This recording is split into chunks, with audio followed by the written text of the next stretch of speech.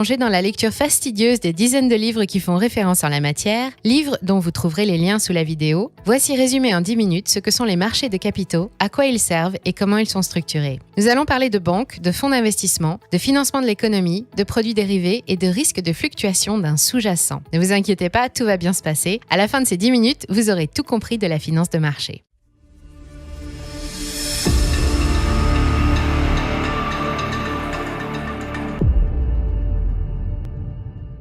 Depuis la fin des années 70, et en dépit de nombreuses crises majeures, les marchés financiers se sont considérablement développés. Ils se sont développés géographiquement, mais aussi en volume, en valeur et en nombre d'intervenants. Les principaux acteurs économiques ont dû suivre le mouvement et s'internationaliser en même temps que les circuits de financement. Des risques nouveaux sont apparus et avec eux, le moyen de s'en prémunir. Ainsi se sont développés des produits plus complexes, appelés produits dérivés, dont nous parlerons tout à l'heure. Il s'agit par exemple des fameuses options, les contrats à terme ou encore les warrants, autant d'innovations financières qui favorisent la liquidité en sécurisant des transactions, mais aussi encouragent la spéculation. Bien que controversés en raison des risques qu'ils font courir à l'investisseur, les produits dérivés ont participé à l'émancipation des marchés financiers, attiré un nouveau public et donc de nouveaux capitaux. Les grands fonds d'investissement qui dominaient dans les années 70 et 80, les fameux zinzins, se sont vus concurrencés par de nouveaux fonds plus agressifs tels que le private equity et les fonds spéculatifs. Enfin, avec le progrès technologique, les particuliers se sont vus eux aussi faciliter l'accès au marché. Aujourd'hui, acheter des actions d'une entreprise située à l'autre bout du monde se fait depuis chez soi d'un simple clic,